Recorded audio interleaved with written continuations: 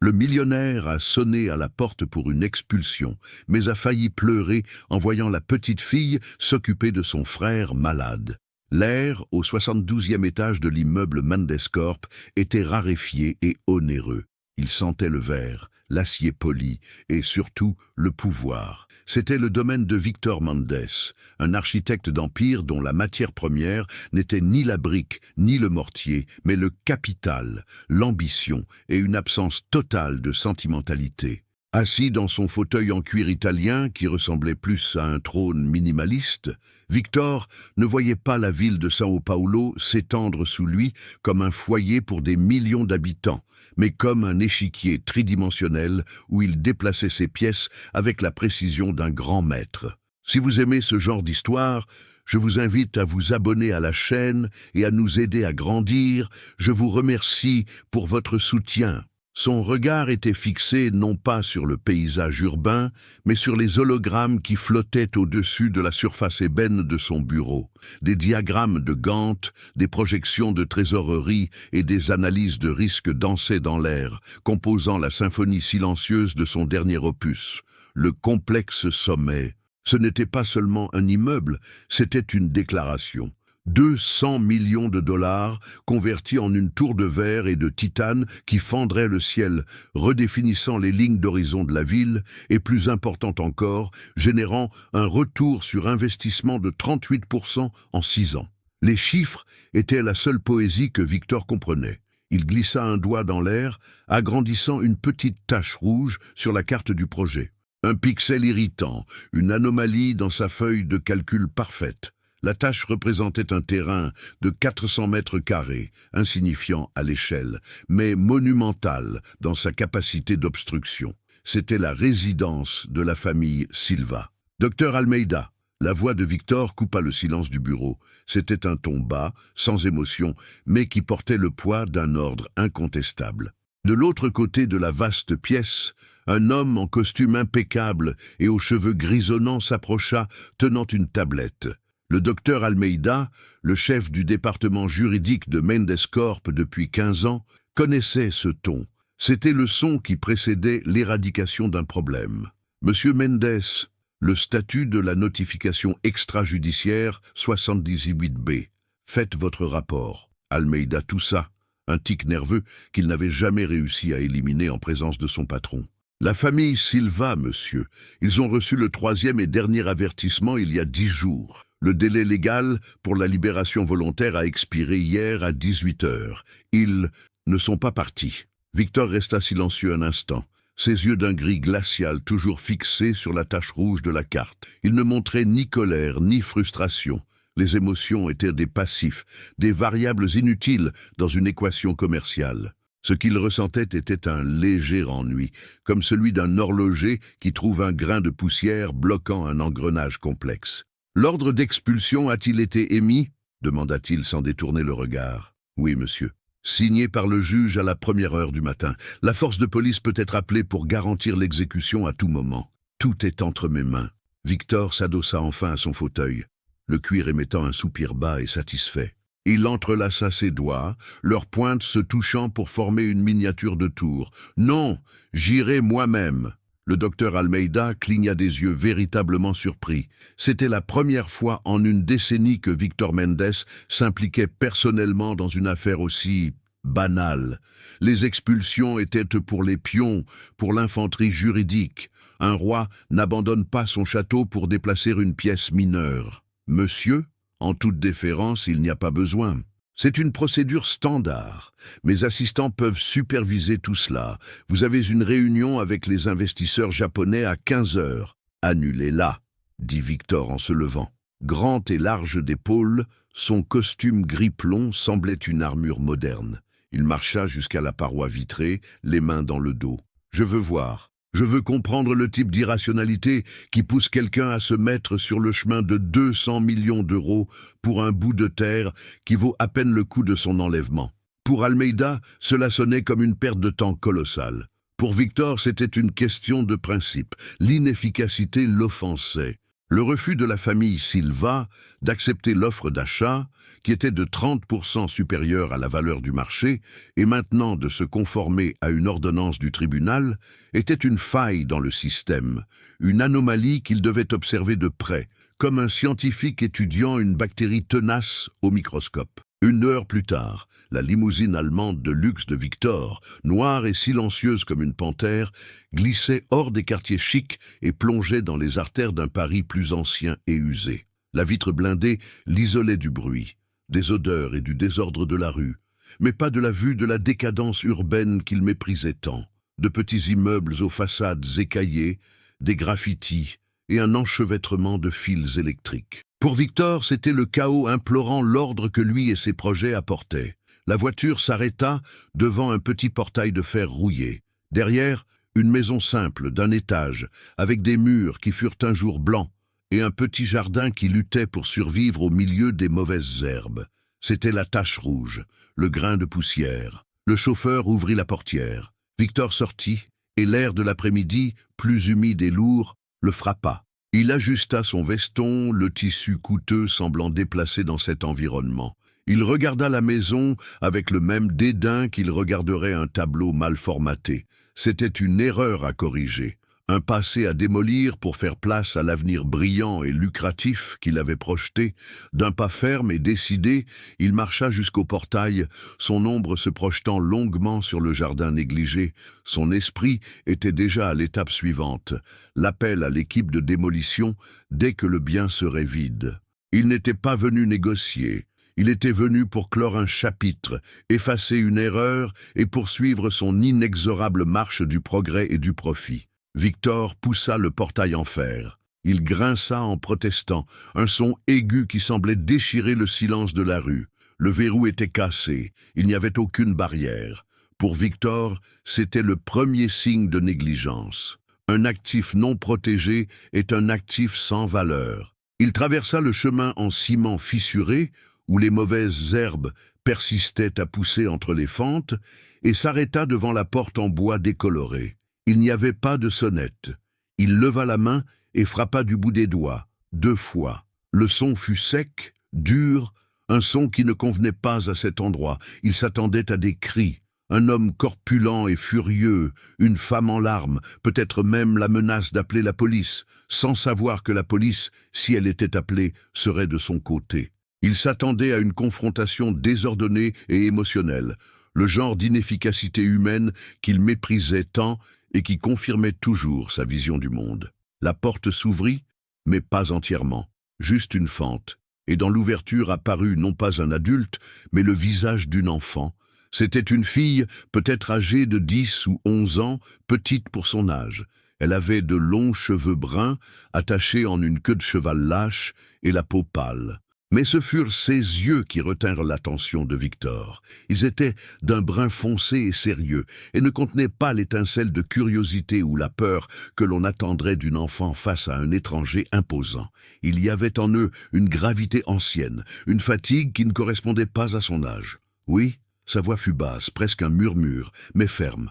La formalité inattendue le désarma pendant une fraction de seconde. Il se reprit, sa propre voix sortant plus dure qu'il ne l'avait prévu, un mécanisme de défense pour reprendre le contrôle. « Je suis Victor Mendes.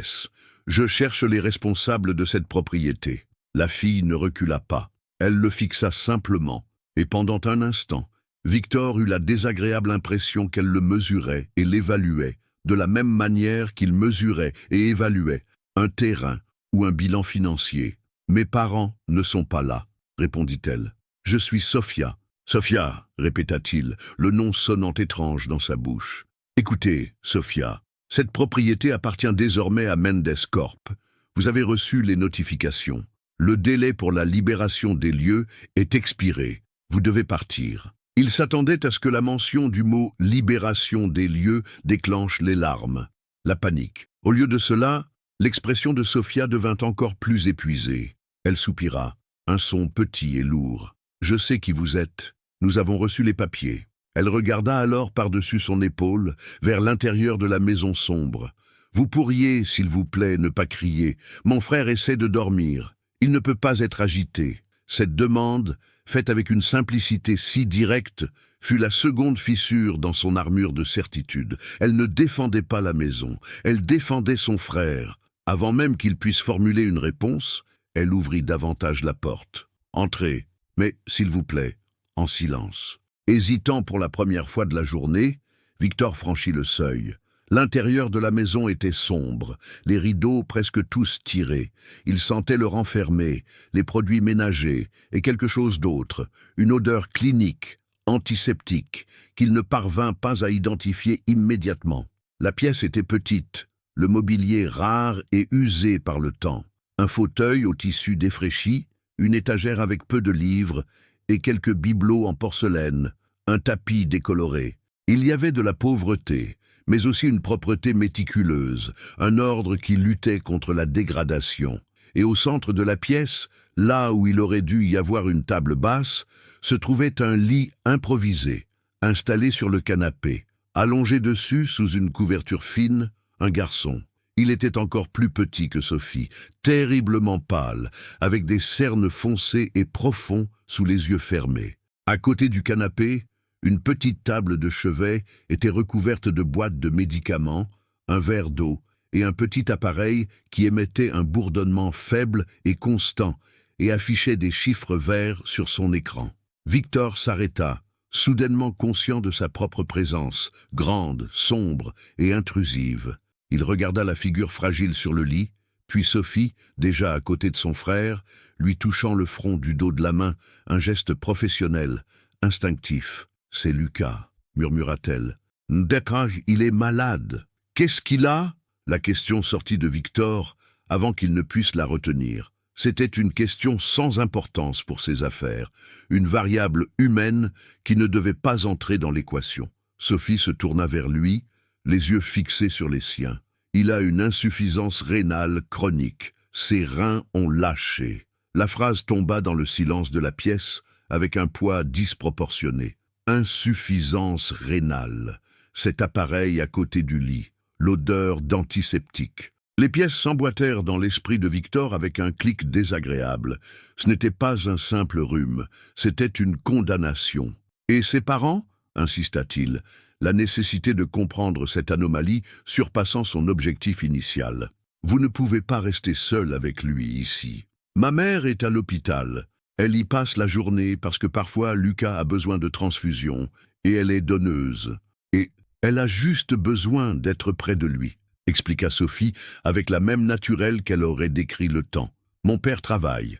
Il a trouvé un deuxième emploi de nuit dans une boulangerie pour qu'on puisse payer les médicaments que la mutuelle ne rembourse pas. Il sort à l'aube et rentre tard le soir. » Victor resta silencieux. Son monde, un univers de contrats, de leviers financiers et de projections de marché, sembla soudainement se rétrécir jusqu'à devenir une abstraction ridicule et insignifiante. La logique froide qui le régissait se heurta à un mur de réalité si brutal qu'il le laissa sans voix. Il était venu pour exécuter une expulsion contre une famille têtue et irrationnelle. Il découvrit une fillette de 11 ans jouant le rôle d'infirmière, de gouvernante et de gardienne de son frère mourant, tandis que ses parents luttaient désespérément pour survivre. Il observa Sophie prendre une plaquette de comprimés, en détacher un avec précision, consulter un vieux réveil sur une étagère et placer le médicament dans un petit verre pour le faire fondre. Ses mouvements étaient économiques, expérimentés. C'était une enfant accomplissant les tâches d'un adulte avec une compétence qui le troublait. Soudain, une douce alarme sonna de l'appareil à côté de Lucas. Bip, bip, bip. Sophie ne sursauta pas. Elle bougea rapidement, appuya sur un bouton pour couper le son et vérifia les chiffres sur l'écran. L'enfant dans le lit remua, laissant échapper un faible gémissement. « Chut, Lucas, tout va bien », chuchota-t-elle en arrangeant son oreiller. C'était juste l'alarme. « Retourne dormir. » L'enfant se calma au son de sa voix. Victor resta immobile près de la porte, un géant en costume chair, complètement impuissant et déplacé. Lui, qui contrôlait un empire de 200 millions de dollars, qui pliait les conseils d'administration et les mairies à sa volonté, n'avait absolument aucun pouvoir dans cette pièce. L'autorité absolue et inquestionnable appartenait à cette fillette aux yeux fatigués. Il était venu pour éliminer un obstacle. Mais l'obstacle n'était pas une maison de briques et de tuiles. C'était l'amour d'une sœur, le combat d'une famille, une réalité si crue et si puissante que son avis d'expulsion ressemblait à un morceau de papier sale et insignifiant. La rupture d'attente ne consistait pas seulement à ne rencontrer aucune résistance, c'était de trouver à sa place une forme de force qu'il n'avait jamais connue et contre laquelle il n'avait aucune défense. Le temps dans cette petite pièce sombre semblait avoir sa propre densité. Pour Victor, habitué à un emploi du temps fractionné en blocs de 6 minutes, chaque seconde s'étendait, lourde et pleine d'un silence qui criait plus fort que n'importe quelle alarme incendie dans sa tour corporative. Il resta près de la porte, un spectre d'un monde différent, tandis que Sophie finissait de s'occuper de son frère. Ses gestes étaient un ballet silencieux d'efficacité et d'affection, une combinaison que l'esprit analytique de Victor luttait à traiter. Il devrait partir. Il devrait faire demi-tour, monter dans sa voiture climatisée, appeler le docteur Almeida et dire « Le problème est plus complexe ». Repousser l'exécution.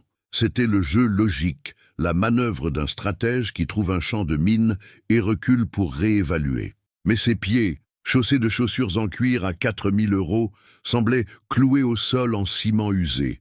Partir signifierait laisser cette fillette, cet enfant aux épaules surchargées, seul pour affronter la nuit. Et, pour la première fois de son âge adulte, la froide logique des affaires fut mise au défi par une impulsion qu'il reconnaissait à peine, une pointe aiguë, presque douloureuse, de responsabilité humaine. Sophie, après s'être assurée que Lucas était stable, se tourna vers lui. L'épuisement sur son visage était désormais plus visible sous la faible lumière qui filtrait par la fente du rideau. « Vous êtes toujours là », constata-t-elle sans accusation. « Vous n'allez pas appeler la police pour nous faire sortir, n'est-ce pas? Pas maintenant !» Victor ouvrit la bouche, mais les mots qui venaient habituellement avec tant de facilité, procédure légale, droit de propriété, inévitabilité contractuelle, sonnèrent creux et absurdes dans sa propre tête. « Non !» dit-il, et le seul mot sembla exiger un effort physique immense. « Pas aujourd'hui !» Il sortit son téléphone de sa poche. C'était un appareil fin, une lame de technologie qui semblait obscènement avancée dans cet environnement. En 2 touches, il annula son agenda pour le reste de la journée. Réunion avec les Japonais, annulée. Dîner avec le président de la banque, annulé. Analyse du portefeuille d'investissement, reporté indéfiniment. Chaque pression était un petit acte de rébellion contre l'homme qu'il avait été 1 heure auparavant. « Où est le téléphone fixe ?» demanda-t-il à Sophie. Elle indiqua un appareil jaunâtre posé sur une petite table dans un coin. Il s'y dirigea, le bruit de ses pas sur le sol étant la seule chose qui brisait le silence. Il appela le docteur Almeida. « Almeida !» Sa voix était basse, maîtrisée. « L'opération sur le lot 78B est suspendue. » Un silence régna de l'autre côté de la ligne. Victor pouvait imaginer la confusion sur le visage de son avocat. « Suspendu, monsieur ? Y a-t-il un problème juridique ? Suspendez simplement. Je ne veux aucun mouvement sur le site, aucun appel, aucune visite. Annulez l'ordre d'exécution. » « Compris ? Oh, oui, monsieur. Mais et les investisseurs ? Le calendrier est désormais le mien, » coupa Victor. « Et je suis occupé. » Il raccrocha sans attendre de réponse. En se retournant, il vit Sophie l'observer, ses grands yeux sérieux essayant de le déchiffrer. « Votre père a-t-il un numéro de téléphone portable ?» demanda Victor. « Oui, mais il ne peut pas répondre au travail. C'est interdit à l'usine. Et à la boulangerie, il n'a qu'une pause. Très tard. Et votre mère ? Sa batterie est à plat. Elle appelle seulement de l'hôpital lorsqu'elle a besoin de quelque chose d'urgent. L'île d'isolement dans laquelle vivaient ses enfants était presque absolue. Victor ressentit une vague de froid qui ne provenait pas de la température ambiante. C'était l'abîme de la vulnérabilité qui s'ouvrait devant lui. « Avez-vous déjà dîné ?» demanda-t-il. Sophie secoua la tête négativement. « Je mangerai plus tard. Je dois surveiller l'appareil de Lucas. Parfois, le cathéter pose problème. » Victor regarda la cuisine séparée du salon seulement par un comptoir. Elle était minuscule. Un vieux réfrigérateur, une cuisinière 2 feux. Il s'y dirigea, ouvrit le réfrigérateur. À l'intérieur, la réalité était encore plus crue. Un pichet d'eau, quelques œufs, un demi-poivron, un pot de riz cuit et un autre de haricots. C'était le carburant pour maintenir cette machine de survie en marche.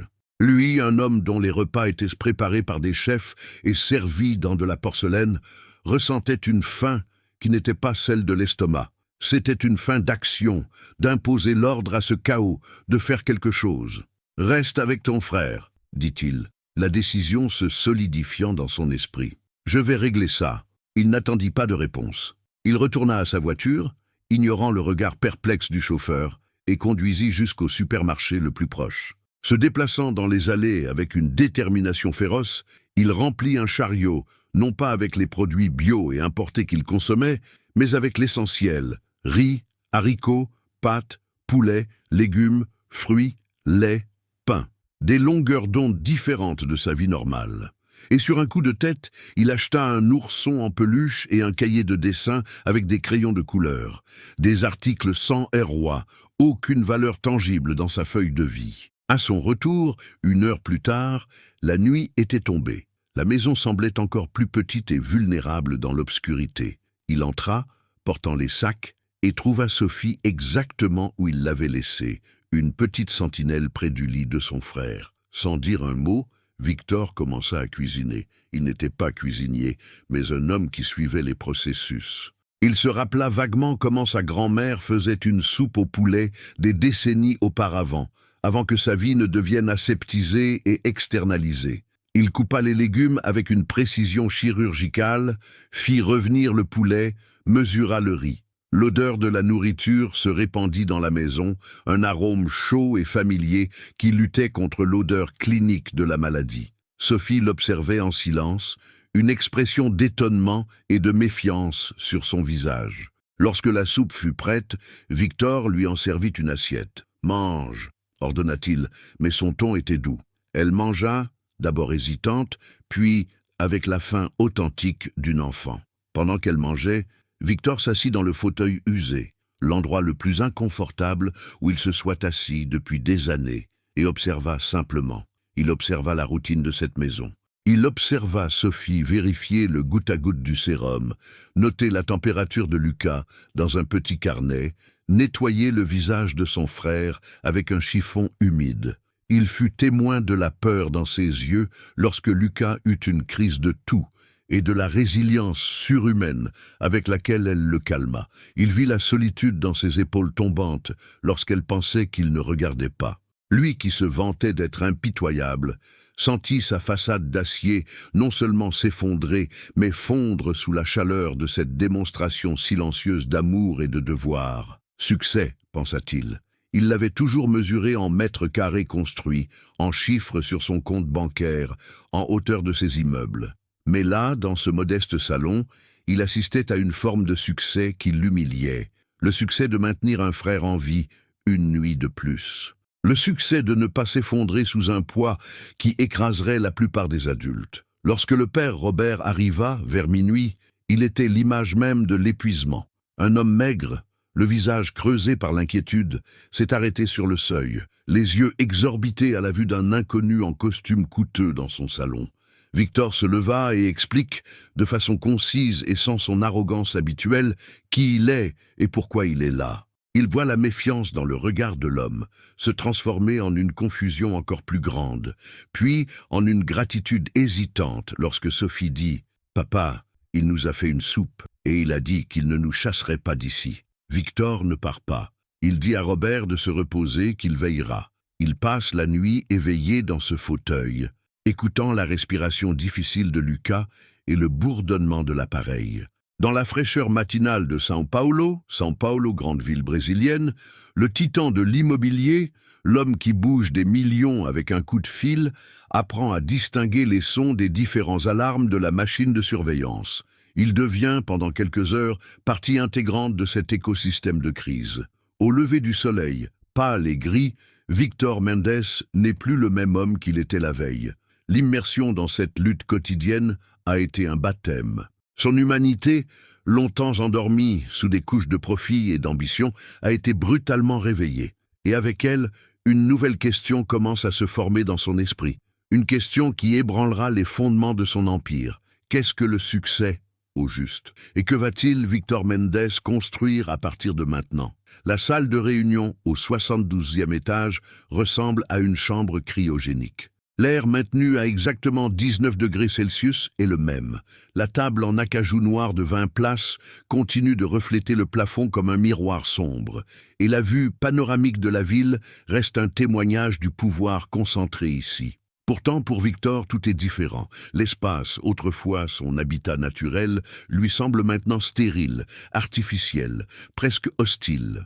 Le souvenir de la petite maison des Silva, avec son odeur de désinfectant et de soupe au poulet, est gravé dans son esprit, se superposant à l'asepsie de son propre empire. Il est en retard, une offense capitale dans son code de conduite. Les 6 principaux investisseurs sont déjà à table. Ce sont les requins qui nagent dans ses eaux, des hommes et des femmes qui, comme lui, parlent le langage des intérêts composés et du rendement du capital investi. À son entrée, un silence lourd tombe sur la salle. Tous les regards se tournent vers lui, et ce ne sont pas des regards de respect, mais d'évaluation, de chasse. Ils sentent l'odeur d'une anomalie dans l'eau, le report inexplicable du projet Sommet. Au cœur de l'opposition se trouve Kenji Ishikawa, un magnate de la technologie de 2e génération, dont la politesse est aussi acérée qu'une lame de katana. Il est le premier à parler, sa voix douce dissimulant à peine l'acier sous-jacent. « Victor, heureux que vous ayez pu vous joindre à nous. Nous commencions à calculer la pénalité contractuelle pour le retard de 48 heures dans le calendrier de démolition. » Victor ne s'assoit pas. Il resta debout au chevet de la table, un général face à un conseil de guerre sceptique. Il les observa tour à tour, d'Ishikawa à Béatrice Lacerda, héritière d'une société de construction qui considérait la philanthropie comme un outil marketing, et à Samuel Bastos, un financier corpulent qui croyait que la seule responsabilité sociale d'une entreprise était d'augmenter ses profits. « Il n'y aura pas de démolition », déclara Victor. Sa voix était calme, mais résonnait d'un poids nouveau, d'une gravité qui les fit se redresser sur leurs chaises. Le complexe Vertis est annulé. Un murmure de choc parcourut la salle. Samuel Bastos pouffa d'un rire incrédule. « Annulé, Victor, vous avez passé 2 ans à monter cette opération. Nous avons 200 millions de dollars alloués, des permis approuvés, des contrats d'approvisionnement signés. C'est une espèce de mauvaise blague. Je ne plaisante jamais avec l'argent, Samuel. Vous le savez. » rétorqua Victor, son regard fixé sur Bastos. Le Vertis, tel qu'il a été conçu, était un projet raté. Une tour de luxe générique, avec une bonne marge bénéficiaire, mais sans âme, sans réel différentiel. Un dinosaure de verre et d'acier. Notre marché est saturé de dinosaures. Ishikawa plissa les yeux. Que proposez-vous alors ? Que nous absorbions simplement des millions de pertes et que nous clôturions la journée? Vous vous êtes cogné la tête, Mendes? Victor activa le projecteur holographique de la table. Mais au lieu des plans et des projections financières du Vertis, ce qui apparut dans l'air fut un écran blanc. Je ne propose pas une perte, je propose une évolution. Un projet qui non seulement nous donnera un retour financier supérieur à long terme, mais qui créera un nouveau paradigme sur le marché immobilier de luxe. Un projet qui a ce que tous les autres n'ont pas, un but. Il commença à exposer sa vision. Sa voix, habituellement un monologue de données et de faits, prit une inflexion passionnée qu'aucun des présents n'avait jamais entendue. Il décrivit un complexe résidentiel haut de gamme. Oui, avec tous les luxes que l'argent peut acheter, mais avec un cœur palpitant et inattendu. Imaginez une résidence où l'équipement principal n'est pas la piscine à débordement ou la salle de sport dernier cri, bien que nous ayons cela. L'équipement principal, c'est la vie, la tranquillité. Intégrée au complexe, nous aurons l'une des unités de traitement rénal les plus avancées du pays. Pas un hôpital, mais un centre de bien-être et de dialyse, géré en partenariat avec l'hôpital Saint-Luc, axé sur la fourniture de soins de pointe dans un environnement résidentiel. Béatrice Lacerda fronça les sourcils. Un hôpital de luxe? C'est un créneau intéressant, mais la complexité réglementaire, ce n'est pas un hôpital, corrigea Victor. C'est un foyer pour ceux qui ont besoin de soins continus. Pensez à notre public cible. Combien de millionnaires et de milliardaires n'ont pas dans leur famille quelqu'un, un père âgé, un parent, souffrant de maladies chroniques? Nous ne vendrons pas des appartements. Nous vendrons la tranquillité d'esprit. Nous vendrons l'assurance que vos proches recevront les meilleurs soins possibles, à 2 pas de chez eux, sans la froideur d'un environnement hospitalier. Le silence dans la salle était désormais celui de la pure stupéfaction. Samuel Bastos secouait la tête en signe de refus. C'est de la folie, c'est de la charité déguisée en affaires. Les coûts de construction et d'entretien d'un établissement médical sont astronomiques. Cela va décimer nos marges bénéficiaires. Et la famille, la raison pour laquelle vous avez interrompu une opération de 200 millions, où est-elle dans tout ça? C'était la question que tous voulaient poser. Victor prit une profonde inspiration. Il savait que c'était le moment décisif. La famille Dubois est la pierre angulaire. Le patient zéro, si vous voulez, dit-il, regardant directement Bastos. Le père, Robert Dubois, possède une intégrité et une éthique de travail que j'ai rarement vues. Il sera formé à un poste administratif de la résidence. La famille recevra un appartement dans l'aile résidentielle. Et le fils, Lucas, sera le premier patient à être traité dans notre centre, gratuitement. Un chaos d'objections explosa. Philanthropie, absurde. Vous risquez notre argent par sentimentalisme. Ishikawa leva la main, faisant taire les autres. Ses yeux étaient des fentes de glace. Victor, je vais être direct. Que vous est-il arrivé sur ce terrain? Vous y êtes allé pour supprimer un obstacle et vous êtes revenu comme un messie. Nous avons investi dans le Victor Mendes impitoyable, le requin qui livre toujours le profit. Qui êtes-vous maintenant? Victor marcha lentement autour de la table, sa présence dominant l'environnement. « Je suis le même homme, dit-il, sa voix basse et dangereuse. Le même homme qui comprend que le plus grand risque n'est pas d'innover, c'est de devenir obsolète. Vous parlez de sentimentalisme, je parle de branding, je parle de narration. Quelle histoire le complexe sommet raconterait-il? Un immeuble de plus pour les riches. Quelle histoire ce nouveau projet, la résidence Nouveau Jour, racontera-t-il? Un lieu qui prend soin, un lieu qui guérit, un foyer où la vie est valorisée par-dessus tout. Cette histoire, messieurs, se vend. Elle se vend à un public qui a déjà tout et qui recherche maintenant un sens.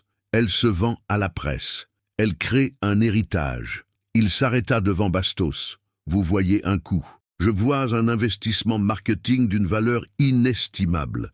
L'histoire de la famille Dubois ne sera pas un secret. Elle sera notre symbole.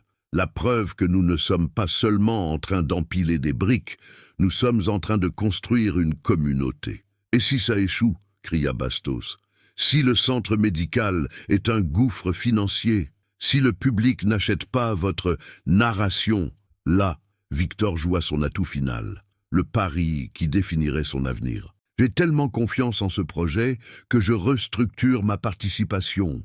J'augmenterai mon investissement personnel de 50% en rachetant la part de ceux qui voudront sortir maintenant. Je garantis personnellement un rendement minimum de 15% au cours des 5 premières années.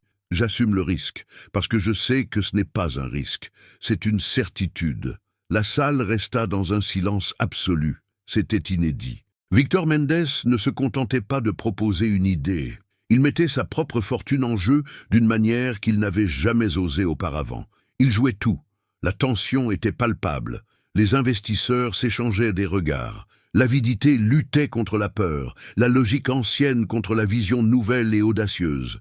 Victor ne rompit pas le contact visuel, son regard défiant chacun d'eux de douter de lui. Il ne demandait pas la permission.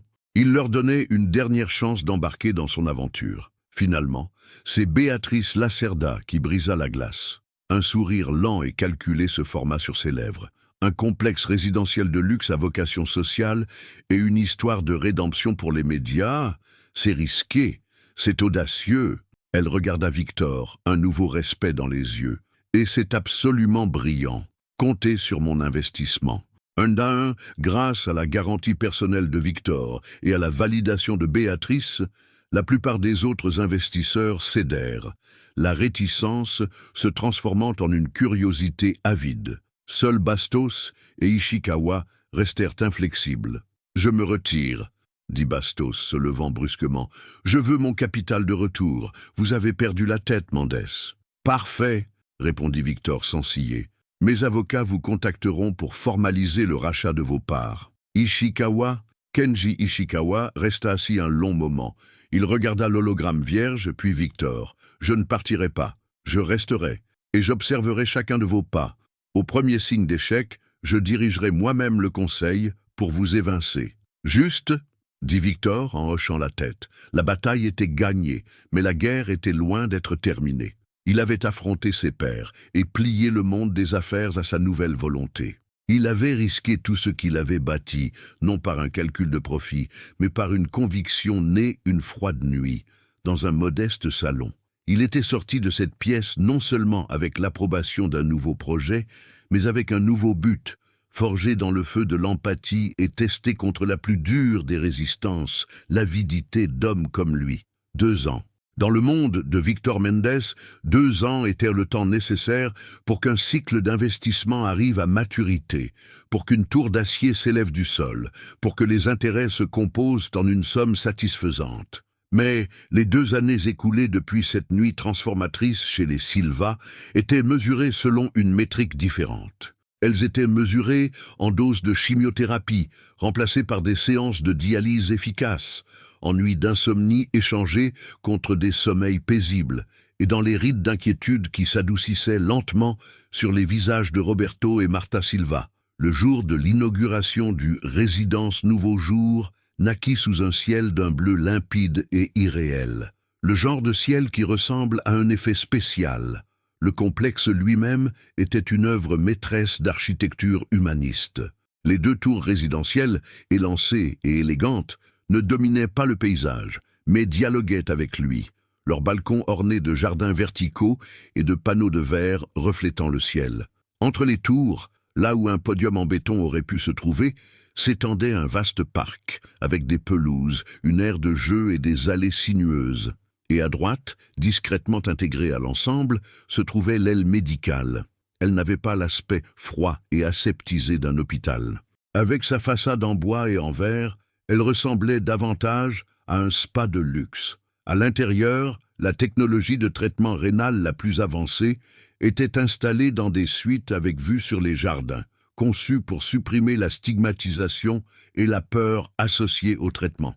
L'atmosphère était celle d'une célébration contenue. Résidents, investisseurs, médecins et presse se mêlaient sur la pelouse, bercés par la douce musique d'un quatuor à cordes. Victor Mendes se déplaçait parmi eux, mais ce n'était plus le même homme. Le costume italien était toujours là, impeccable, mais l'armure d'arrogance avait disparu. Il souriait, il saluait les gens par leur nom, il s'arrêtait pour écouter. Son regard ne balayait plus l'environnement à la recherche d'opportunités ou de menaces. Il s'attardait sur les personnes, sur les détails. Il vit Béatrice Lacerda discuter animément avec le directeur de l'hôpital Saint-Luc. Il vit Kenji Ishikawa, son observateur sceptique, debout près de l'entrée de l'aile médicale, avec une expression indéchiffrable, étudiant le flux des personnes. Et puis, il les vit. Près de l'aire de jeu se trouvait la famille Silva. Ils étaient comme une photographie du « après », la personnification du but de tout cela. Robert, dans un élégant uniforme de responsable des installations, saluait les invités avec une confiance tranquille. Son épouse, Marthe, que Victor n'avait connue que par les récits de Sophie, était à ses côtés, radieuse, les yeux brillants de larmes de joie en observant ses enfants.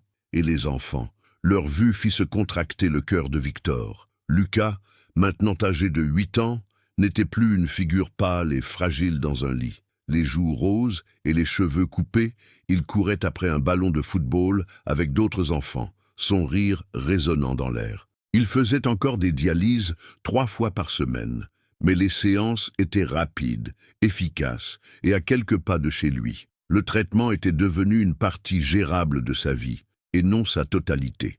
Et Sophie, à 13 ans, elle avait enfin retrouvé son enfance. Elle portait une robe fleurie et ses longs cheveux étaient détachés. Le poids du monde avait été soulevé de ses épaules et, à sa place, se trouvait la légèreté de l'adolescence. Elle n'était pas sur ses gardes, Elle ne surveillait pas. Elle était assise sur l'herbe avec un carnet de dessin sur les genoux, un modèle neuf que Victor lui avait offert, et dessinait le bâtiment, le soleil, les gens. Le regard sérieux et fatigué avait été remplacé par une brillance curieuse et heureuse. Lorsque vint le moment des discours, Victor fut le dernier à être appelé sur scène. Il marcha lentement, ajusta son micro et regarda la foule. Son regard balaya les visages importants, les magnates et la presse, avant de se poser sur la famille Dubois, assise au premier rang. « Bonjour à tous », commença-t-il, la voix claire et ferme. « Il y a 2 ans, en cet endroit même, je prévoyais construire un monument à l'ambition, un projet appelé Complexe Sommet. Il aurait été haut, luxueux et aurait généré des profits extraordinaires, un succès selon les critères que je connaissais. Mais aujourd'hui, je regarde cet endroit et je sais, avec une certitude absolue, que ce projet aurait été mon plus grand échec. » Un murmure parcourut l'assistance. Ishikawa se pencha en avant, attentif. « Le succès, j'ai appris, ne se mesure pas en mètres carrés ou en chiffres sur une feuille de calcul. Ce n'est pas une tour que nous construisons pour nous isoler du monde, mais un pont que nous construisons pour nous y connecter. Cet endroit, la résidence Nouveau Jour, n'est pas né d'une étude de marché. Il est né d'une leçon d'humilité. » Il fit une pause, ses yeux rencontrant ceux de Robert, qui acquiesça lentement. « Il y a 2 ans, je suis venu sur ce terrain pour procéder à une expulsion. J'ai vu la maison qui se trouvait ici, non pas comme un foyer, mais comme un obstacle. Et à l'intérieur de cet obstacle, j'ai trouvé une famille qui m'a appris plus sur la valeur, le courage et la résilience que toutes mes années dans le monde des affaires. J'ai trouvé un père travaillant jusqu'à l'épuisement, une mère dévouant chaque atome de sa force et un garçon luttant pour la vie avec une bravoure silencieuse. » Ses yeux se fixèrent sur Sophie. Sa voix se brisa un instant. « Et j'ai trouvé une fillette de 11 ans qui était une géante. Une enfant qui portait le poids de la responsabilité d'un adulte avec une grâce et une force qui m'ont fait honte. Elle ne s'occupait pas seulement de son frère, elle gérait une forteresse d'amour contre toute attente. Ce jour-là, j'ai compris que le véritable architecte n'était pas moi, avec mes plans et mon capital. La véritable architecte de ce rêve était là, construisant un fondement d'espoir, là où je ne voyais qu'un terrain à nettoyer. Sophie, merci. » Les larmes que Marthe essayait de retenir coulèrent maintenant librement sur son visage. Sophie regarda Victor, surprise et émue, un léger rouge sur les joues. « Par conséquent, » conclut Victor, sa voix résonnant avec une conviction passionnée, « ce complexe est notre tentative d'honorer cette leçon. C'est un lieu construit sur le principe que le soin est le plus grand des luxes et que la communauté est notre atout le plus précieux. Que Nouveau Jour ne soit pas seulement un nom, mais une promesse que nous renouvelons chaque jour. La promesse qu'il est possible, oui, de faire des affaires avec une âme et de construire un avenir où personne n'est laissé pour compte. Merci. » Les applaudissements commencèrent, hésitants au début, puis grandissant pour devenir une vague sonore qui balaya le parc. Ce n'étaient pas des applaudissements d'entreprise, polis, ils étaient authentiques, émotionnels. Victor descendit de la scène, passant directement devant ses collègues et les journalistes massés. Il n'avait qu'une seule destination. Il s'arrêta devant la famille Dubois. Robert, les yeux humides, lui tendit la main. « Monsieur Mendes ?» ?»« Victor, je n'ai pas les mots. » »« Robert, l'honneur est tout à moi, » répondit Victor, serrant sa main fermement.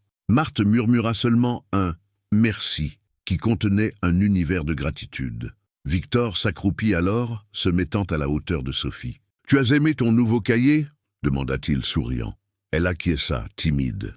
Puis, d'un geste décidé, elle tourna le cahier et arracha la feuille sur laquelle elle dessinait. C'était le bâtiment, avec le soleil qui souriait au-dessus, et 5 personnages en bâtonnets se tenant par la main dans l'herbe.